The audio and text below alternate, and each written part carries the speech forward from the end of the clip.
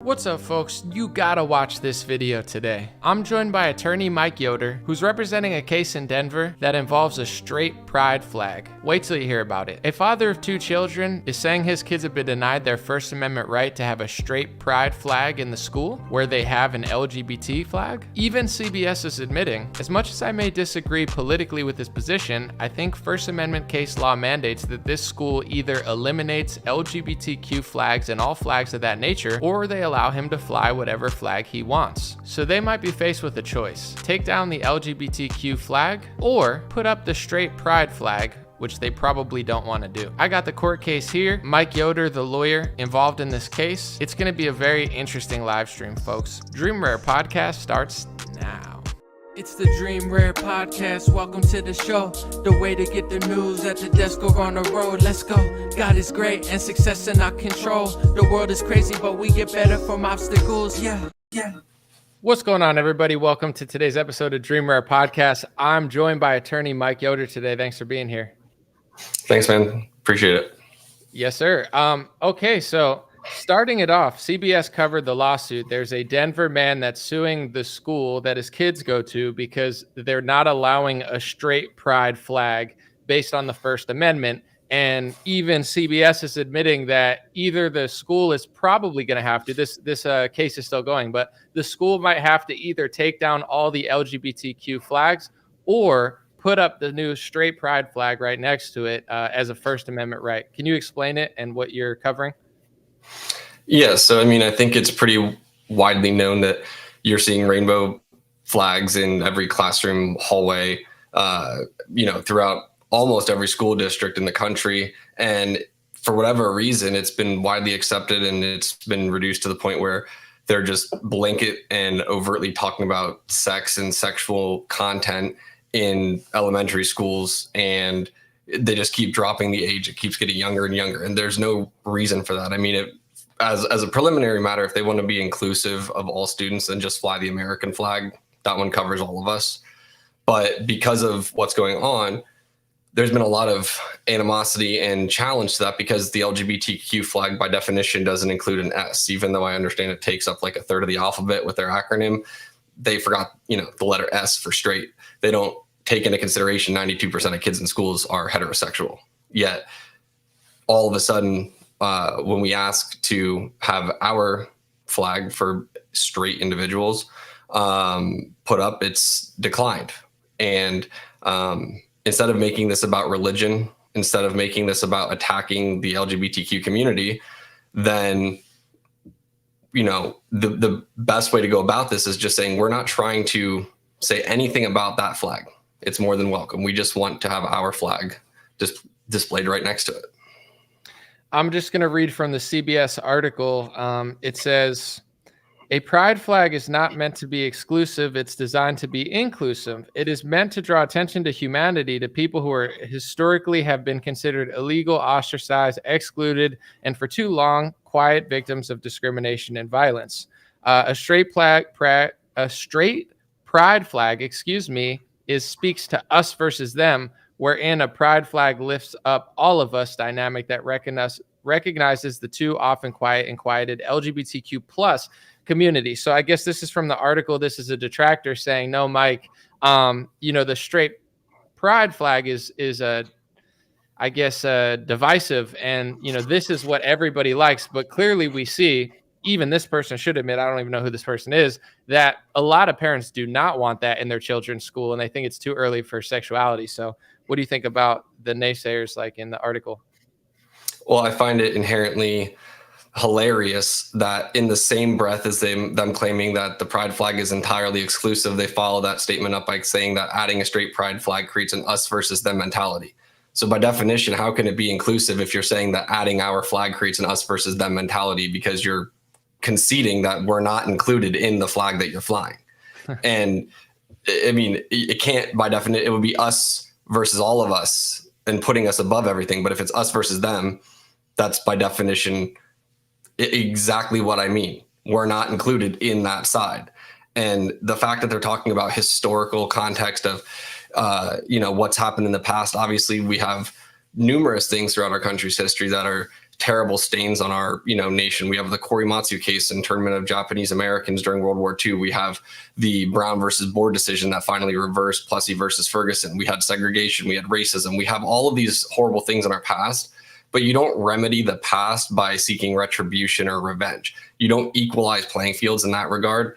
And the fact that they're flipping it around on its head by saying we're going to literally silence and suppress this view to somehow bolster or make up for what happened in the past. Not to mention, if they're talking about historical context of violence, A, none of these kids in schools were alive during that time. And secondly, if they want to talk about violence, I represent a 12-year-old girl who had the absolute crap beat out of her in school by a boy that identifies as a girl in 6th grade. And I believe it was now 7th grade, after he had done that to someone else.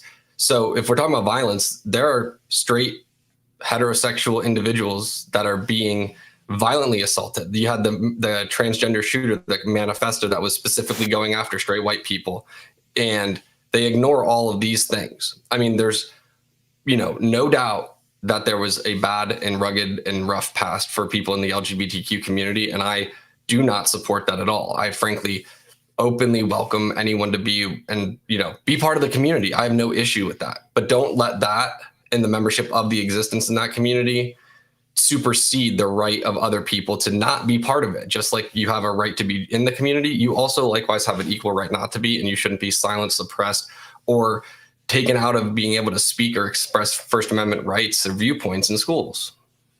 Right. And I want to let my audience know how much of a game changer this court case might be, because right now they have all these LGBTQ flags in a lot of public schools. I haven't been near a public school in a long, long time, probably since I've been in one, so I'm not really familiar with it, but I know a lot of people that have kids that absolutely send their kids to school, notice those flags. So the lawsuit, just to repeat so people understand fully, a father saying, I want to put this straight pride flag here. You guys have all the gay pride flags in this kid's school. Why not have the straight pride flag? And they said no. And then he's suing based on the First Amendment. So if he wins, once again, I know I said this, but I want to really drive it home, because I think this could be a landscape case for America and change the course of all public schools in America, where you have one of two options. Either take the LGBTQ plus flag down. This isn't a place to show off sexuality, especially in a school. Or two, put up the straight pride flag next to it, which I'm sure a lot of these teachers don't want to do. So if this goes through and is bolstered as a First Amendment case, I think this could be a game-changing court case in this country. Yeah, and it's federal law. I mean, I'm litigating this under federal law. I'm litigating it under the First Amendment, and I'm not going after it under the lens of religion. I'm not going after attempting to silence, suppress, or attack, or otherwise change the pride flags that are currently existing. There's prior precedent where there was discrimination. It was a case that dealt with public schools, public pools, and they had essentially a white-only public pool, and they sued over it, saying that this is unlawful. It violates, Title VII. It's racial discrimination. Title VI. It's racial discrimination. And instead of opening the pool to allow blacks and whites to join in the pool together, again, publicly funded pool, they just shut the pool down. And I think that that's wrong. I think that that's a cop-out. I think that they should have kept it open and allowed them to, join. And, that's how you fix these problems, is you stop you stop creating the divide. If these flags are both up next to each other, that means that all these kids actually feel as though they're equals. If you want equality, which is what the goal should be, not equity, because there is no constitutional right to equity. That's why they talk about DEI with diversity, equity, and inclusion, or I like to say diversity, inclusion, and equity, because it says die. Equity is nothing more than a veiled lens of what is genuinely a socialist or Marxist principle. It's about equality of outcome, not equality of opportunity, and that's antithetical to what this country was founded on. Well, a lot of these things I've noticed for the last couple of years, but I think people are getting braver, including myself, because, when you get labeled something falsely, it's kind of scary, where it's like, oh, I'm not that. I don't want them to call that. But now that they've used these words so much, nobody seems to care. But it's like, okay, you do all these things for certain races, but if white people did that, it would be considered like racist or supremacist. And then with the LGBTQ, it's like, you do all these pride things, but if somebody wanted to wave a flag of their own, now you don't want to do it for some reason. So, I would say, as somebody that kind of just marches to the beat of my own drum, the hypocrisy is what really bothers me in a lot of groups, not just the LGBTQ. It's just like, sometimes there's certain racial activists as well who they do all this stuff, and I don't care. I don't call them names. I could care less what they think about race, if they like themselves, whatever. But if someone of my ethnicity were to do it, then all of a sudden it's too much. So it's like, it's almost like a lot of people hate themselves in the mirror. Like they don't want anyone else to be like them, but they want to be like them. It's very bizarre. Yeah, and this is what it boils down to me. If you want inclusion in schools, hang the American flag. This is the United States of America. We see more Ukraine flags flying in bumper stickers with blue and yellow than we do American flags flying in this country. And the reason for that is because it's become a symbol of what is equated to someone that is a conservative or a Republican simply by flying the flag that identifies all of us. We are all equal. We are all Americans. We need to start focusing on bringing that together and stop creating these microcosms of divisive pockets of society that we self-identify with, whether you're in the BLM movement, whether you're in the LGBTQ movement, whether you're straight, whether you're in a Christian faith, or whether you're, of a different nationality. I don't care if you're young, old, black, white, straight, gay, whether you're employed, unemployed, whether you're male, female. I don't care. I care about America and Americans. And the more that we keep focusing on this divide, the more fractured we're going to become. The Supreme Court, going back to 1943, it was a case decision in West Virginia Board of Education versus Barnett. They specifically and just blanket put it out there. The government cannot prescribe what shall be orthodox in politics, nationalism, religion, or other matters of opinion. That is why we have a First Amendment. We have a First Amendment to protect minority viewpoints, as a matter of fact. Because if you didn't have a minority viewpoint that needed to be protected, i.e. the majority of the views agree, why would we have a First Amendment to be protected anyways? Because there would be no attack on it. The whole reason that these rights exist is because society cannot just simply, shut down speech because they singularly find it disagreeable. That was something that came out in the Tinker v. Des Moines case, where they wore the black armbands protesting the Vietnam War. This is fundamental textbook black letter law in the United States, and they are violating it because they put their policy preferences over the fundamental rights that these kids have. Sounds like it could be big if it goes through. I know for myself, certain cultural issues, like I don't try to spend too much time on them. So others I'm very passionate about. You notice that a lot of parents are obviously, for many reasons, passionate about this. And you see the responses. Millions of parents are now starting to homeschool their children because regardless of what you think, your kid goes to school for 8 to 10 hours a day. And this is kind of where I draw the line. I draw a bunch of lines, but this is definitely one of them where, a kid's 5, 6, 7, 8 years old. Certain teachers that are left wing, others that are apolitical, they want to teach race super hard and they want to teach sexuality super hard. But it's like a kid is a sponge. So if you're bringing sexuality and overt, race that they never thought of, you're planting these ideas in these kids' heads and you're molding the future generation that way. And I think that a lot of these concepts that they're teaching these kids, one, they're extremely wrong. They're un-American, but also I think it's just way too young. So, I know this is another topic besides the lawsuit, but that seems to be the hot button issue among all parents. It's like, do you have to do this at this age? It seems pretty weird. My whole thing, let kids be kids. They should be outside playing in the dirt, falling off their bike, learning how to ride their bike. They should be doing things that are developing them as children. There is no reason, any reason at all, that these kids should be learning about sexual orientation, sex, it's not like they're engaging in sexual activity. It's not like they've gone through puberty yet, where it's starting to hit that middle school age where they're starting to have, those inclinations. These are children. And if you see a rainbow flag on a wall, you're a kid. What do? You see, ooh, bright colors. What is that? They're going to say, oh, that's a pride flag. Well, what's a pride flag? Anyone that's ever been around a kid knows that they go through that phase of why? What's that? They're going to keep asking questions. And it eventually spins down to the point where they say, oh, well, a pride flag is for the LGBTQ community. Oh, well, what's that? Lesbian, gay, bi. Well, what's a lesbian? Oh, it's when two women like each other. Oh, they're friends? Well, no, more than friends. Oh, so like they do stuff that it's like, how do you have that flag and not have the logical thought process and progression to realize it's going to devolve into discussing sexual conduct? And then you have it in books and teaching. Oh, it's okay if you have a dad and a dad, or a mom and a mom. And I personally don't care about that. I'm not saying that there's anything wrong with that. But what I'm saying is, whether it be homosexual activity or heterosexual activity, It doesn't belong being in the minds or in the schools of children. And that is the problem that we're facing. And people do not get that. It's not about inclusivity. It's about what it fosters by being displayed.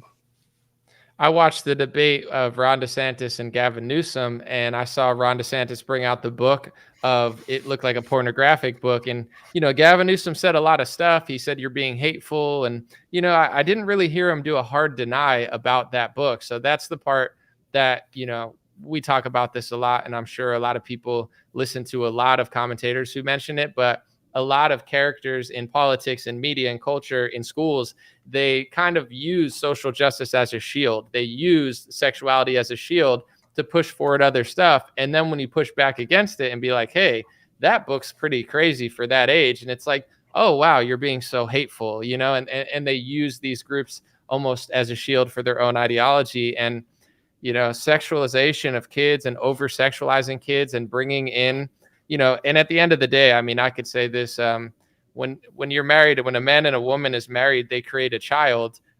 When it's gay or I just did. Congratulations. I just had a baby. I mean, thank you.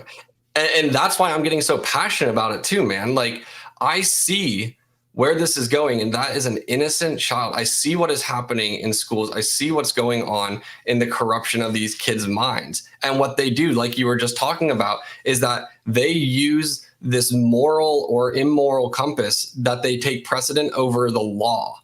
I don't particularly care about how someone feels. I care about social order and a rule of law, which is what constrains and what actually fosters the ability to have a civilized society. Without the rule of law, it's Lord of the Flies. If you haven't read the book, read it. That is what you have the basis in the rule of law for. You have social norms, you have socially acceptable decorum, and as a society, we need to adhere to those mechanisms.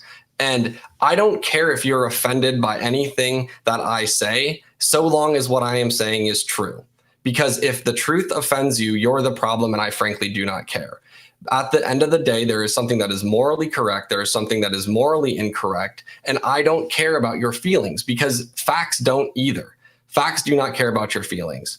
And this is wrong. It is going to create a wicked, sexually deviant culture. And that's what they're trying to foster. And it attacks nuclear families. I mean, you see it time and time again. You have kids that are underage having sexual, gender transition surgeries where they're modifying their bodies. They're mutilating their genes. Like, what if I identify as a pirate and I asked a surgeon to take my eye out, cut off my hand so I could have a hook, and chop my leg off below the knee so I could have a peg leg? Is that acceptable too, because I want to be a pirate? What's the difference? That's where we're going. It's ludicrous. I feel like someone's probably done that, or they had that guy who wanted to be Korean or whatever. I remember that story where he wanted to look like a K-pop band, and he got some sort of surgery to like morph into Korean, which is hard to do because he wasn't Korean. So to try to ethnically morph with plastic surgery is quite the endeavor. In this article, it says that, neither Feldman nor his attorneys have responded to multiple requests for comment. So I appreciate you commenting on my show and not CBS, proving time and time again how much more credible, amazing, and for the people it is. But thanks for being here. Thanks for sharing the scoop. And do you ever, when you're in a lawsuit, do you have to really like watch what you say? I know you speak the truth, and I know you're not afraid. But legality wise, like how does that work when you're in a lawsuit? Like, what if you said something off kilter here?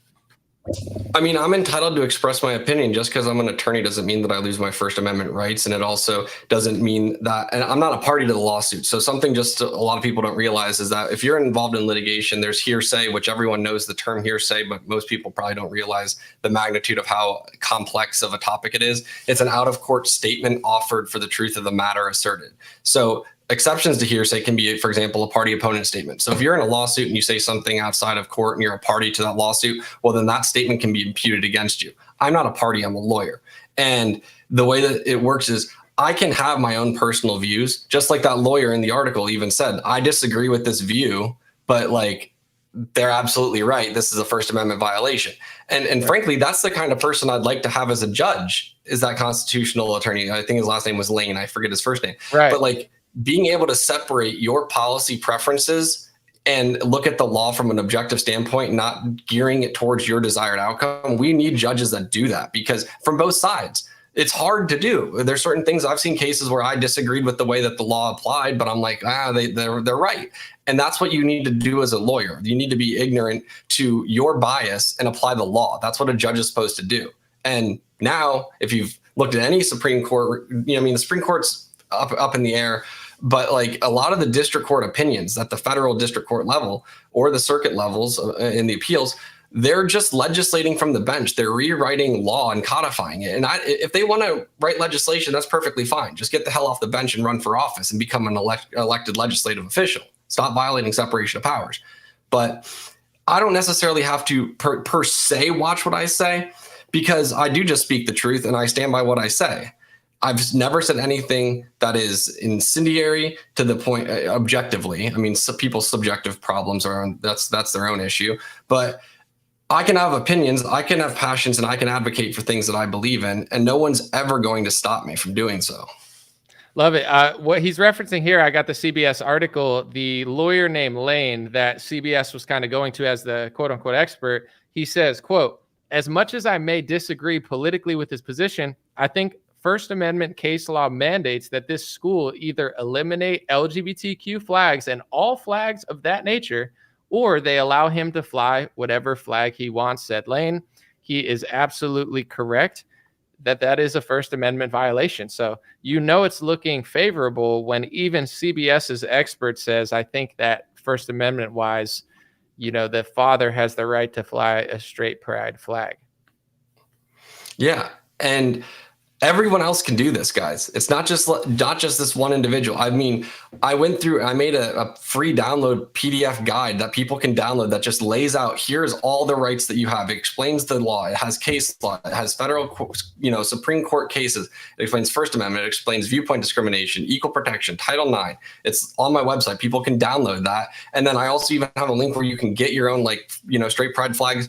And it's as simple as going to school, asking them to hang it up next to the LGBTQ or pride flag. If they say no, just, hand them the packet. Here's the packet explaining the rights and laws that apply in this scenario. Here are the rights that I have. Here are the laws that you're obligated to comply with as a federally funded school.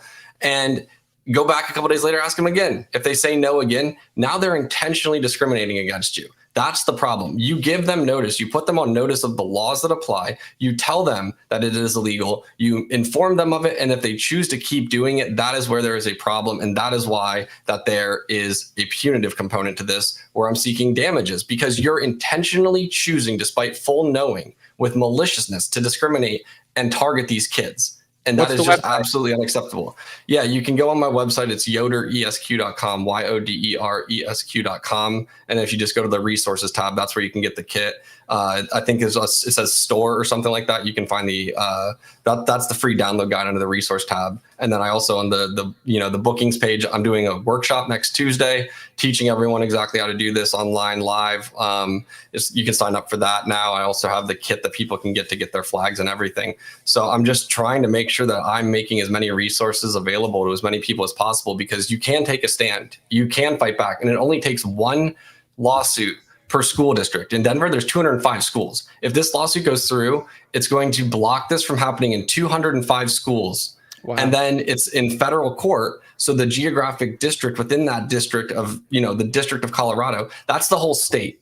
I could set precedent that bans it essentially, I use that same template to hit the whole state, and I target it. And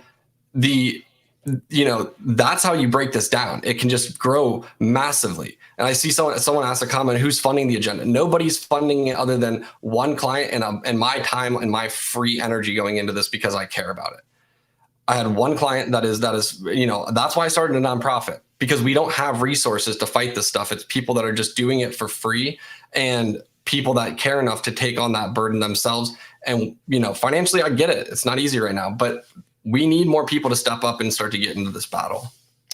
And hopefully this inspires you too, folks, because with myself, I didn't like the way the news was portraying everything. And I feel like the news controls the minds of the masses. It controls culture, music, and it's driving America off a cliff. So I got into the race. You could not like certain things I say, and I don't particularly even care. I appreciate you though. But I decided to do that and just be a better version. And if you think you can be better than me, then please do. With Mike, he's into law. He does legal stuff, and he's a very passionate person. And, I don't know very many lawyers per se, but I know Mike is always going towards things that a lot of lawyers aren't, that it seems like the American people are. And a lot of times people complain, all the lawyers are like this, all the politicians are like this. There's a lot of solutions. You don't have to be a lawyer, have to be a politician, but some people are. And no matter what you do in this country, be great and be the change that you want to see in your profession, even if it's on a small scale. So, Mike is one person, but I know time and time again, I've already seen multiple lawsuits where he's pursuing things that probably over 50% of the country want to pursue, but just simply wasn't popular. And in some cases, perhaps wasn't thought of before the thought was made to approach it in that direction when it comes to First Amendment wise.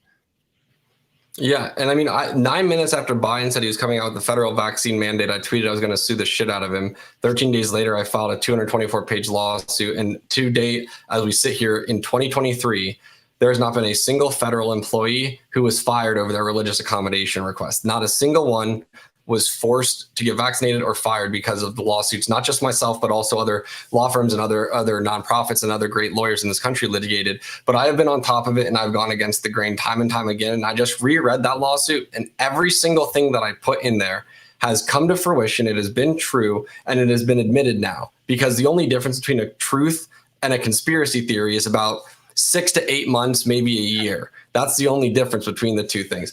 We've gone after vaccine mandates, fighting for people who had rights to work. We fought religious liberties. I've gone after the COVID vaccines and HHS mandates, where I just got the Department of Health and Human Services. They're under court order to turn over their entire COVID file on remdesivir and ivermectin. We've gone after everything that we can to keep this fight alive. And there's not a lot of us doing it because everyone has the bystander effect where they think someone's going to solve their own problems for them. And the reality of it is that there's only so much other people can do for you. But when the rubber meets the road, individually, you and only you can help yourself or change your circumstances. And I implore people to start actually taking action, because if they would have done this from the start, the burden on any given person would be so small in comparison to the heavy burdens that everyone that is fighting has had to carry for years. If everyone just stood together and stayed strong and resisted and fought, we would not have what we just went through for 3 years ever happen again. And people need to start to realize that. So Mike's been on the show 3 times, I believe. Check out his other episodes. We talked about other stuff. With this guy in Denver, he thought, or he did the lawsuit, right? And if it works, it goes through, I guess, all Denver schools. 2 questions is, one, if that lawsuit succeeds, does it not happen to every school? Why is it only Denver? And then also, are you looking to represent other parents that want to do this in their school if they're faced with discrimination and anti-constitutional backlash? I mean, whether it be our firm itself representing people, or we teaming up with lawyers that are licensed in jurisdictions that we're not licensed. And yes, I mean, anybody that does want to move forward with this, that has the fact pattern. I mean, I laid it out. Like I said, I have that workshop explaining on how to do it, how to go through the process of this. We will either get you a lawyer where you are at that is able to file the lawsuit on your behalf, or if it's somewhere that we're licensed, we will do it for you. But we can do this state to state to state, county to county to county, district to district to district. We can do it across the entire country because it's federal law. It's not state specific. It is the First Amendment. We can actually take a stand and fight this. It's something that we can do to start to break down the overt sexualization and discrimination that is going on with our children in public schools. This is how it's done. This is how you fight back. And it's going to work. And we will not stop until we do protect those kids, because they are our future. If we don't protect them, what are we fighting for?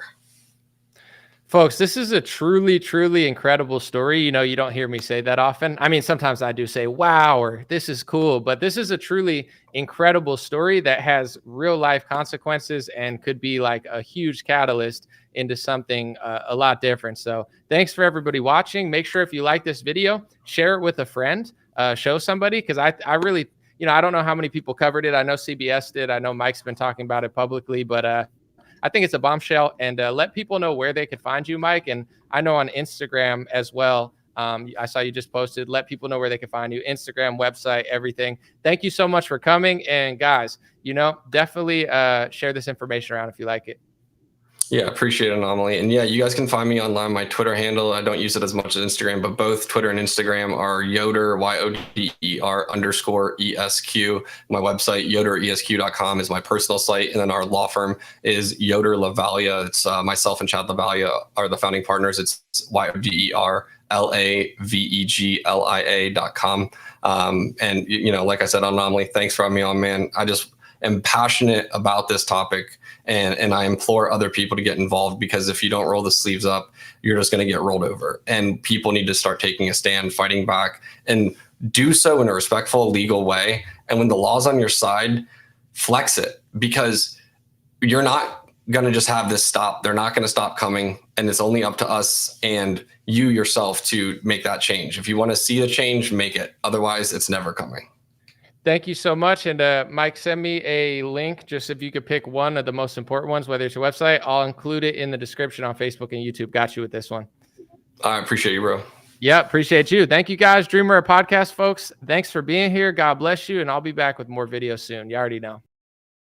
Hey, what's going on, my friends? Just a few ways to stay in touch and support if you'd like to. The first way is dreamrare.com. We have blue beanies, black beanies, pink hats, other colored hats, freedom versus tyranny shirts, stay blessed long sleeve, God is great long sleeve, and lots of more cool items coming soon. Dreamrare.com. Check out the shop to support. Everything's made in the United States. Handpicked by me. Patreon.com/raretalk. For $5 a month, you can help support me, support the show. If you haven't noticed, unlike other channels, I don't work with very many sponsors, sometimes none at all. And part of the way I'm able to do that is with the dreamrare.com shop and patreon.com/raretalk. So thank you guys for keeping this show free, unimpeded,